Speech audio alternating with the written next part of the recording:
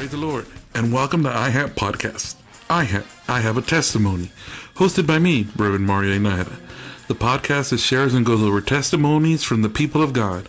So join me as I speak with fellow brothers and sisters in Christ that have influenced me in my Christian walk and see just how far God has brought us. Listen and be inspired and motivated by God's work in the lives of His people, by His grace and through His word.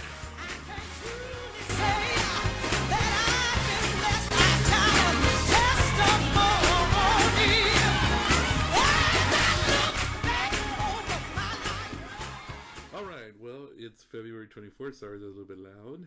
And today's my birthday. Happy birthday. Thank you, Bunny. And I'm playing with one of my little gifts that I got from my wife and my boys. I guess you have to count the boys for everything, even though they're not chipping in really. But it's this little cool microphone thing. And one of the things I wanted to do for myself was a little project. I was trying to get into video first, like to record things, but I didn't really like it too much. I mean, it was fun, but it was a lot of work to do the editing and to play with certain software and stuff like that. So, anyways, I go, well, maybe I could just do audio, and I found this thing on a website, the microphone, and I got the setup, and I texted Bibi one night, hey, I want this would be cool for my birthday. And I'm glad it was late because I think that's why she said yes, that I could get it. So anyways, the next day I was like, are you sure? You should look at the reviews of what I'm looking at. And she's like, no, go ahead and get it. And I went ahead and got it. So anyways, this is what we're recording off of. And across from me then I have my lovely wife, Bibi Najera. Hi. Mel, as a lot of her know her at... Pima College. PCC. All right. Got to give a shout out. Mm-hmm. And apparently to Victor and Paloma, what do you call those people that go to school? An alumni of a U of A, because she drove by there one time. I did many times. So yeah. Apparently she went there. Yeah. So anyways, what I wanted to do with this project is to interview people that have influenced me in my life, and if I influence them at all, and basically learning how they also came to the relationship with God and knowing God and things like that. And of course, I've heard my wife's story a bunch of times, her testimony, but it's always touching. Because it's very unique, and we've been through stuff in our lives, challenging stuff in our lives, and even though it was different, it was both awful things that we went through. And what I was thinking about, Bunny, one day was that when I finally did get to interview you, was that me making that statement that when we were growing up, we went through awful things in our lives. And if our parents were to hear us say that, they would be like, they don't know what awful is because we were going through tougher stuff. Well, that's what parents do. Well, yeah, but it's just a different type of challenges, I guess. And you don't want to hear your kids saying that they went through awful things because obviously you want the best for them and you try to provide for them. And, but yeah, if I ever hear the boys later on say they went through awful stuff, they're full of baloney. Because, yeah, those kids... But anyways, our kids. Mm-hmm. But anyways, so that's pretty much it. So I want to give my wife an opportunity to, I guess, introduce herself. Hi, my name is Bibi. I go by Bibi for most of my family and friends. And I'm kind of testing this thing out as well with my husband. I think it's a really, really nice idea.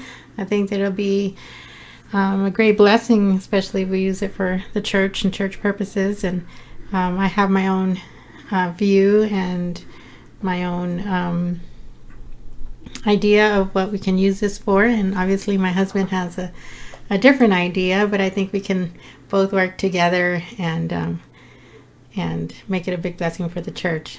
I'm really excited about it. And I love how this sounds, it makes my voice sound so nice. So I'm ready to try this out. Excuse me. So my wife's vision is to do video testimonies and audio. I'm thinking of audio. Like I said, I tried that whole editing stuff, and it's a lot of work. It's a lot of work. But anyways, so I wanted to start off a different way to do the audio. And let me go back a little bit, Bunny, and ask you, how did you... So your name's Maelvi. Yes. I don't hear the B sound in there. What B sound?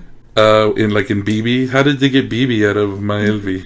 Well, what I'm told is, because although I was there, I was newly born.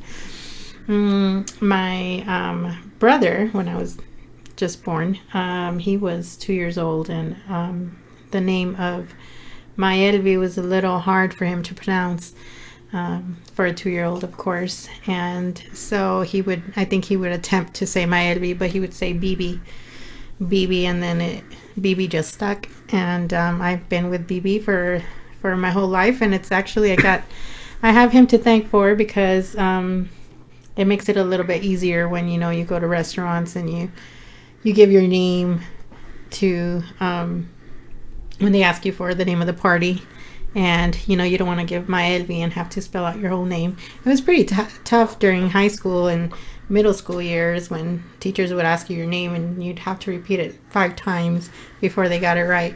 So Bibi actually helped for little things, like restaurants and friends, being introduced to friends and things like that.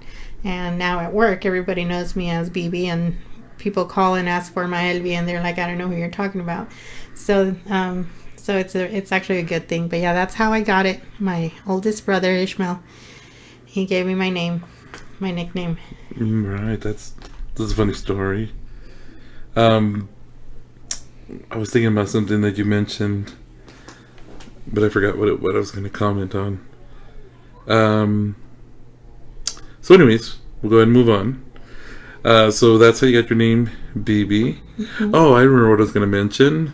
Then you got married to a Najera, so now your name is Maelvi Najera. Mm-hmm. Man, that must be fun for people to try to say. That has been very difficult, yes. Maelvi Najera, and they can't pronounce my first name or my last name. So, yeah, I stick with Bibi, and don't worry about my first or last name. Bibi is what I go by. Oh, man. And then you mentioned you have an older brother, Ishmael. Who else is in your family? Well, Ish is my, Ishmael. We call him Ish. He's my oldest brother. He's 2 years older than I am. And then it was myself, and then my sister came after me, and she's 2 years younger than I am. Her name is Evelyn. And she got a middle name, Evelyn Aurora. And then 2 years after her, my youngest brother was born, Hector, and he got a middle name as well, Hector Ignacio. His middle name was after my dad. So when he was little, we used to call him Nachito. So kind of just Ish. Epithy, she got that from the boys when they started saying her name. And then Hector, well, Nachito, which shortened to Chito. But they both had the privilege of having a middle name. I could have at least had a middle name to go by, but I guess the nickname would work. Right, and I think it was hard enough just with my Elvi. They were trying to probably give you a chance, so they wanted to come up with something else. And then, obviously, you guys came from somewhere. Yes. From your parents, right? Can you share with me about your parents? Well, I don't know the details, but I do know that we were born in Chicago. My parents met in Chicago. They were actually, each was from a different part of Mexico, and they both met in Chicago, and that's where they got married and had their four wonderful, beautiful kids. And later we ended up moving to Tucson, so we lived there till I was about maybe 12 years old when we moved to Tucson. Yeah, a drastic change from there to here. So what was the cause of the drastic change from Chicago to Tucson? Well, it turns out when I was 4 years old, I got pretty sick, and there was a snowstorm. My parents were kind of afraid to take me out into the cold. They waited it out a little bit, and but by the time they got to the hospital, the doctors told them that I had asthma, and it wasn't just any type of asthma, with different appointments coming later on. They found out it was a very chronic asthma, chronic bronchitis. So something that was pretty intense. So living with asthma was very horrible. It wasn't the asthma that I tend to see in people. I mean, I lived in the hospital for most of my life in Chicago. I would go, and I would have to be on breathing treatments and oxygen, and I was constantly with medication. When I would leave the hospital, I'd be home maybe about a week, and that's if I made it through the week. And then I'd be back in the emergency room to the hospital again. So that was off and on, and I got to meet a lot of wonderful children, because I was most of the time admitted to the children's hospital, and we were on the children's floor, and when we would have a new patient, new child on the floor, the doctors would go and get me and introduce me to the new kid that was there, because I guess they knew that I would be coming back again, and so there was somebody that could always make friends with other children. But that's how I was, off and on, and I couldn't really be around a big group of people. It was hard being at church, because there was big crowds, a lot of perfumes. I couldn't run without getting an asthma attack. I couldn't walk long distances. I couldn't sing. I couldn't play with my friends outside. I couldn't be in the house when they were dusting the house. I couldn't have pets. Things, just different things like that. And it was pretty hard. And I think my parents saw that, and so they were trying to help me live. And so what they did is they sent me to live to Mexico, and I was there for about 1.5 years. I thought maybe the dry climate would help, but it didn't take it away. I did do a little bit better, but I still had my asthma attacks, and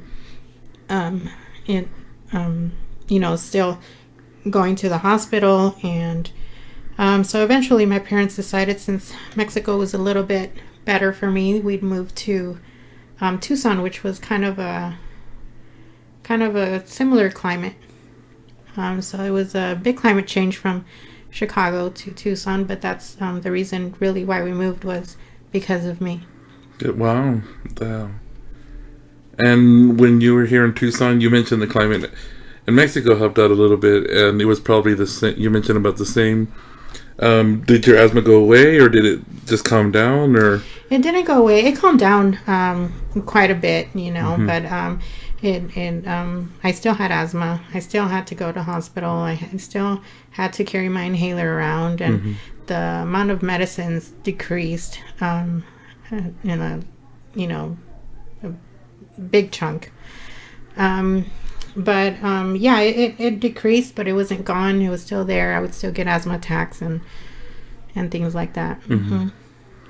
So obviously, when I met you, you never had an asthma attack or any episodes like that. So what happened? No, absolutely not. No, I didn't have any more asthma. I don't think you've ever heard me wheezing at all. And I think we've been married 11 years already, and not a wheeze, not any sign of asthma, no need for inhaler, nothing like that. No. Well, one time we were outside. We used to live on these apartments on Grande. They were called I think Rio Nuevo apartments, and there was a sand lot in the middle of the apartment lot. And then my parents had left to the store to get some groceries. I guess I really don't know what they went for, but they left us at home. My brothers and my sister were playing outside, and I was there as well. But then I felt an asthma attack coming, and I was so tired of already just living with this sickness and not being able to enjoy myself or play with my brothers and my sister like any other normal child. And I just thought, it was just too much. I thought, well, if I'm going to have asthma for the rest of my life, I'd rather just die. So what I did, I was very immature at that point. I was about 13, I guess. I started running around the apartment complex. And so then I tried, but I couldn't because my legs were very weak. I didn't know what running was. So halfway, I had to turn back because I started feeling an asthma attack.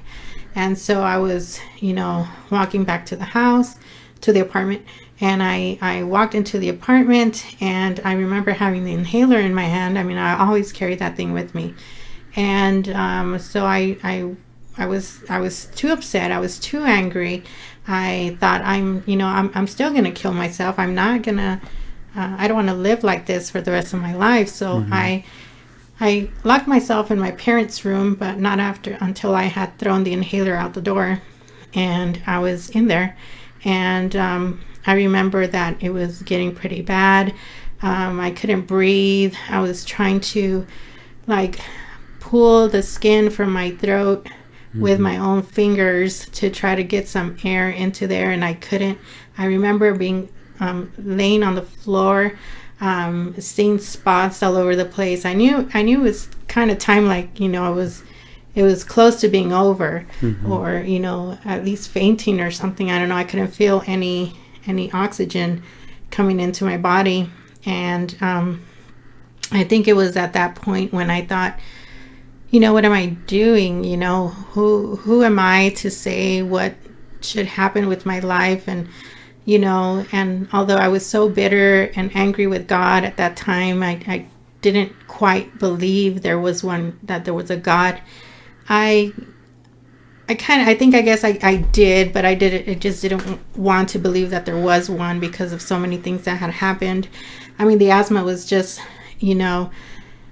a bit of what happened in my life. And at that point I was just, wanted to give up. And I realized that the only way to change what was happening in my life was just to give it all to God. He was the one in control. He was the owner of life, the giver of life. And I had no right taking it away, unless he wanted to take it away. And I guess it was the day that I kind of grew up in understanding what God was all about in those few moments that I was laying there on the ground. And I knew I was close to the end, and it was at that point when I was just, when I really opened my heart to God. And whatever time I had left, I told God, I know that I only have maybe a minute, a few seconds left, but whatever time that I have left, I give it all to you. And if you would save me this time, if you would let me live, because you have to think about it, that at that point I was so weak I couldn't turn around and open and unlock the door to go get my inhaler, and the inhaler wasn't even going to help anything at the point that I didn't need an inhaler. I needed a treatment. So I was like, whatever time I have left, it's yours. Use it however you want to, but if you do have mercy on me and give me my life, let me live through this. I promise that I will serve you for the rest of my life. And it kind of like time stood still, and I remember feeling this breath of fresh air, and I was breathing, and it was so amazing because I just I could never ever remember a time that something like that had happened. So I sat back up. I remember breathing. I remember just being in awe and thinking, is this really happening? You know, I understood what God was doing, and I understood that God was healing me. He was healing my body. He was physically removing the asthma from my body and anything that caused it. And I could feel it, and kind of like far away, I could hear my parents saying something, and I guess when I finally realized what was happening, they were knocking on the door, and they were like, "Bibi, open up, what are you doing in there?" And they were knocking and knocking and knocking. I guess they had found the inhaler right outside the door, and I think they were just really scared of what was going on. So I went to the door, and I opened the door.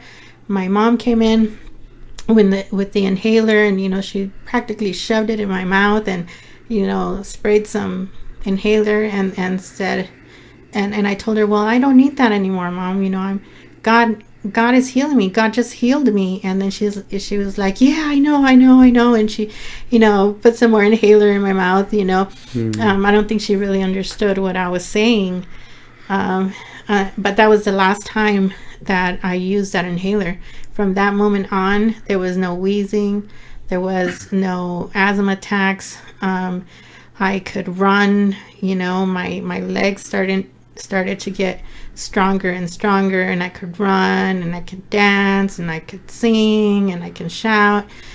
I could do all those things, and it was a big change, a big miracle, because people say, well, you know, maybe you just outgrew it, but I've never heard of somebody outgrowing asthma from one day to the next, from 1 minute to the next minute.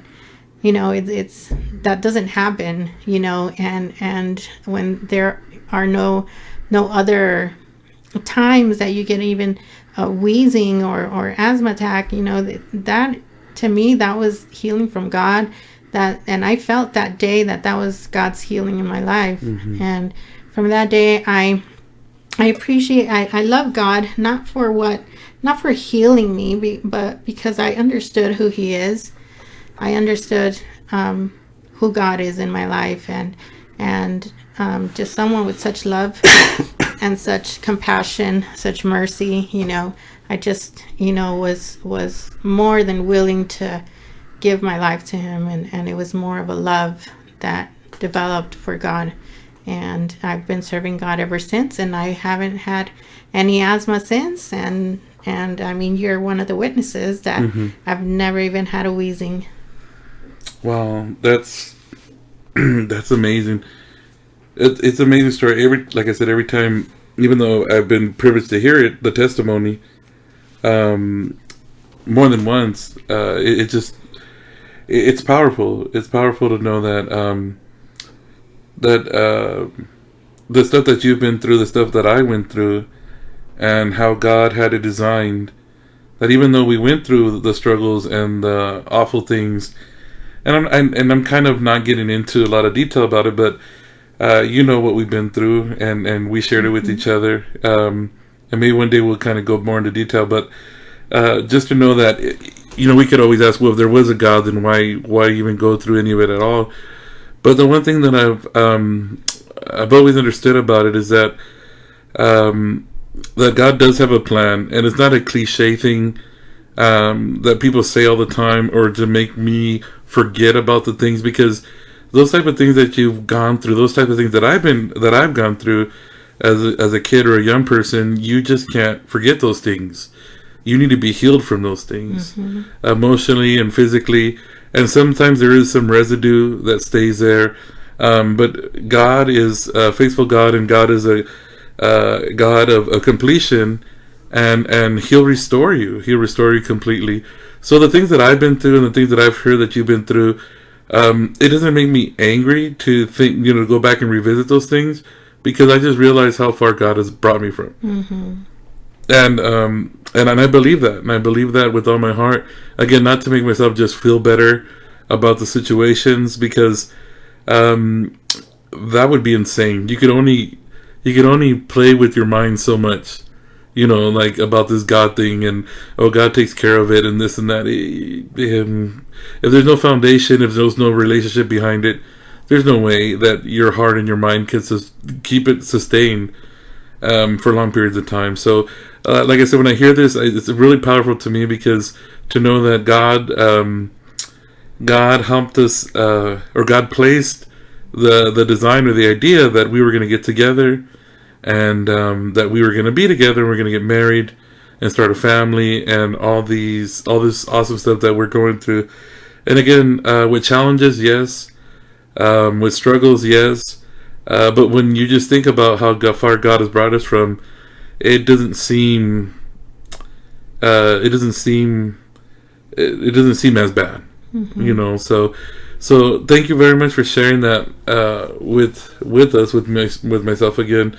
So who are some of the people that kind of inspired you, or if you felt were your mentors when you started your how could I say it?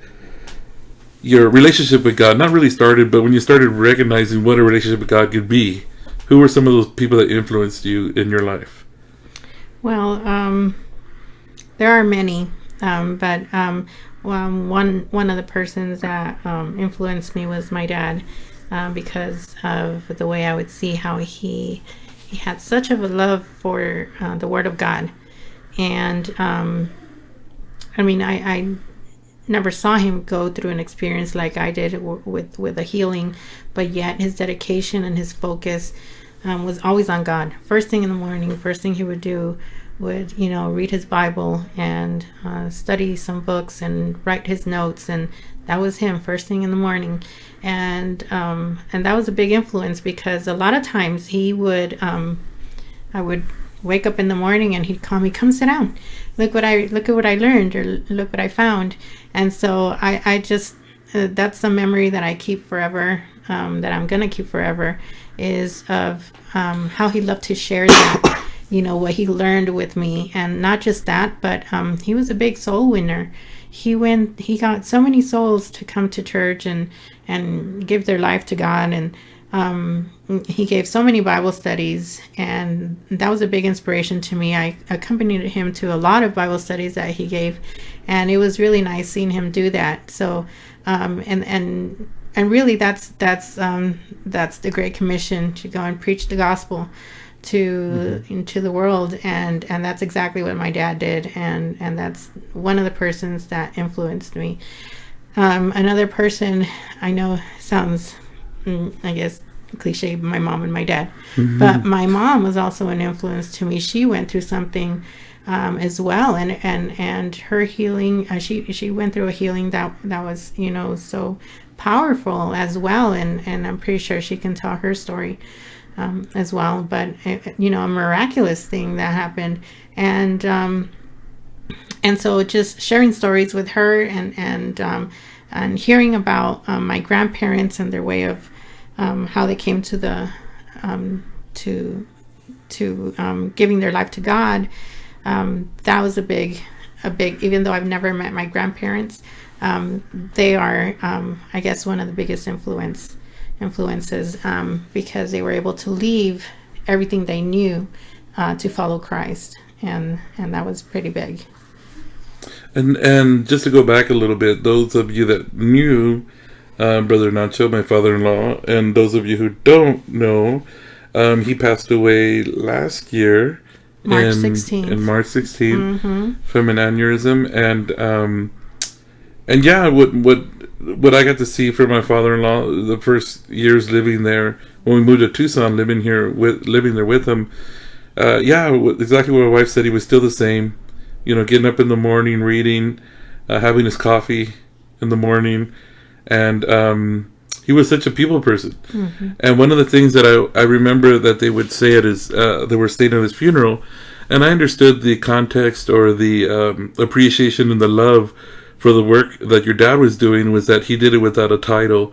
But I think your dad knew that. I think your dad knew that he didn't have a title, but he also knew that beyond titles, that was his commission. Like you mentioned, that was his commission. That even though he didn't have an official title, he had a title of a child of God, and he knew that it was something that he had instilled in his heart to do, and that's one thing I remember learning from, and I really appreciated. And I tried, and I know it's something I'm still working on, is to try to be a better people person, because that's the one thing I remember about your dad too. No matter who it was or when it was, much to the chagrin of your mom, you know, he would want people to come over. Not that your mom minded, but it just, you know, moms want to clean houses and have everything put away. But he would love to have people over, and he would talk, and those are some very good memories and testimonies that you leave behind, you know. So yeah, I really appreciated that, and so yeah, I think that's an impression, that he left with you. And so your parents, anyone else, anyone else that sticks out in your mind? I know it's probably a bunch of people. I'm not trying to put you know, spot like someone hears and says, how come they didn't say me? You know, but just, you know, because I mean, there's a bunch of people that touch our lives one way or another. You know, but definitely. I think also our spiritual parents, you know, our pastor and his wife, and and not only Pastor Espino and Sister Espino, who are our current spiritual parents, and they played a great role in being our spiritual leaders. And I love that they're so open, that it's so comfortable to talk to them and come to them for anything that we need, you know. And they are a great example to our church.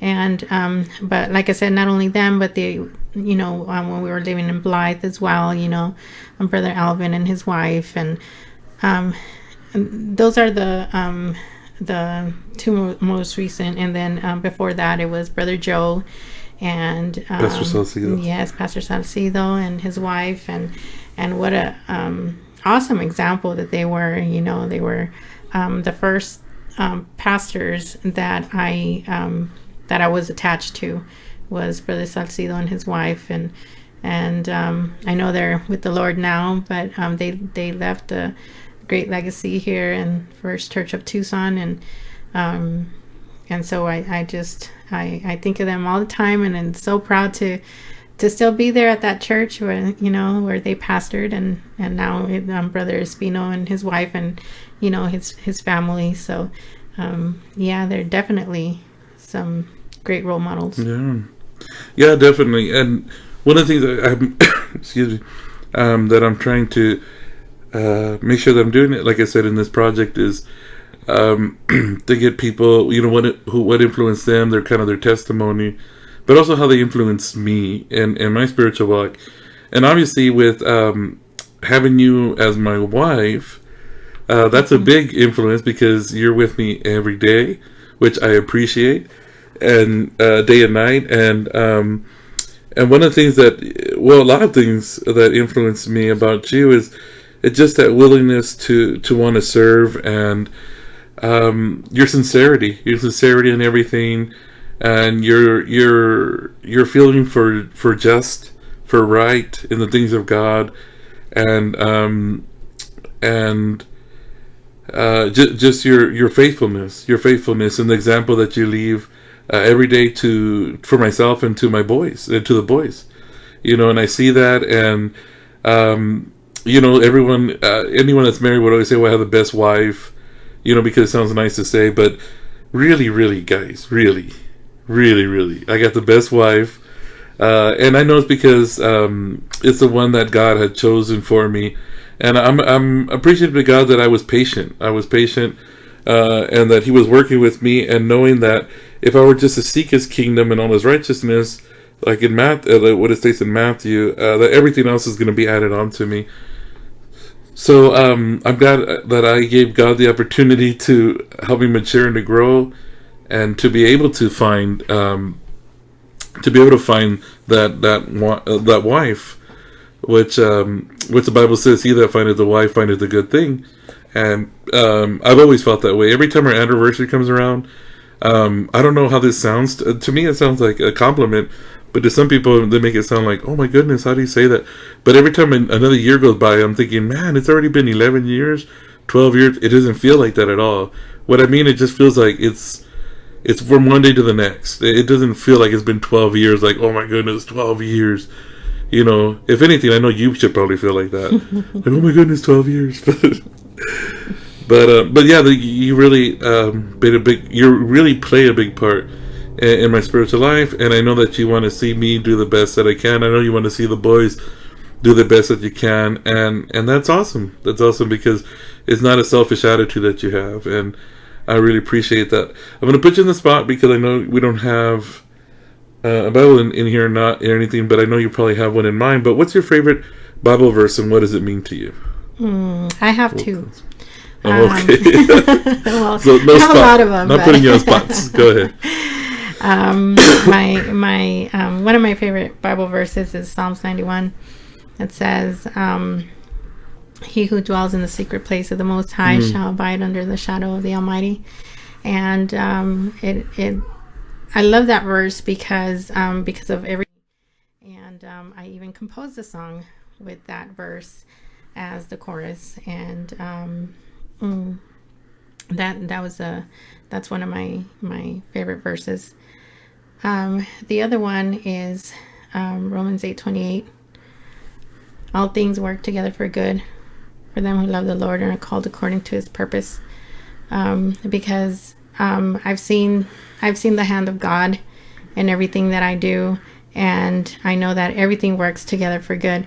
Why? Because we are called for a purpose, and I know I am, because everything has worked out for good, and I love the Lord for that, and He blesses me beyond measure. I mean, I love my family, my two boys. I would never have thought, to have such wonderful boys. I know you said that about your wife, but people usually say I have the best children, but really I do have the best children.